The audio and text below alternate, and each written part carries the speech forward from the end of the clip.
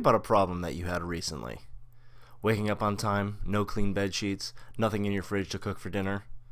The earlier we go back in time, the more problems our ancestors faced.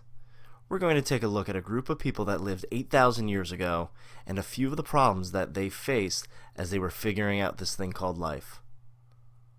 Mesopotamia, also known as the Fertile Crescent, was located in what is now modern-day Iraq. The name Mesopotamia comes from a Greek word that means the land between the rivers. Cities first started popping up around the southern part of the Tigris and Euphrates rivers in an area known as Sumer. The earliest cities date as far back as 3500 BCE.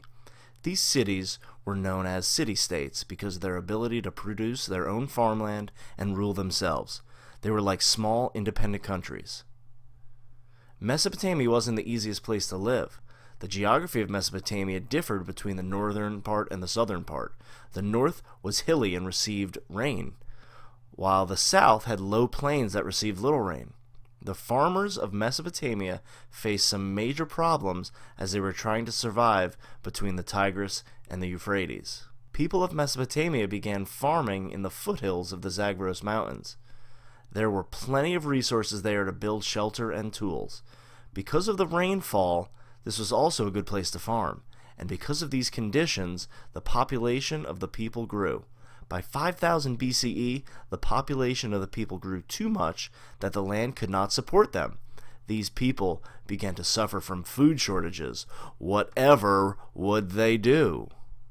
To the south, there were plains, which covered a large area of land. Although the plains were dry and hard for most of the year, rivers flooded, which made the land farmable.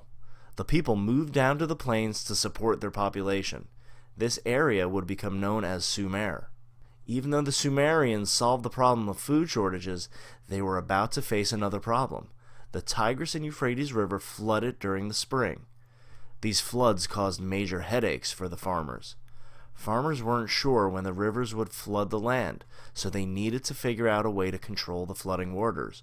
Whatever would they do? Sumerian farmers developed irrigation systems to control the amount of water that went to their crops. Levees were built along the sides of the river in order to prevent flooding.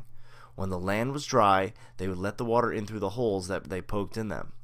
Dams were another method of controlling their water supply. Canals were also dug out to direct the path that the water took. Spoiler alert, canals brought another set of problems. Irrigation systems are just what the doctor ordered for the Sumerians. The control of their water supply helped them grow plenty of food and help the villages grow. Unfortunately, another major problem arose for the Sumerians. The canals that were built to help control the water traveled through many villages as it carried the river water to the crops. From time to time, these canals got clogged and did not work properly. Whatever will they do?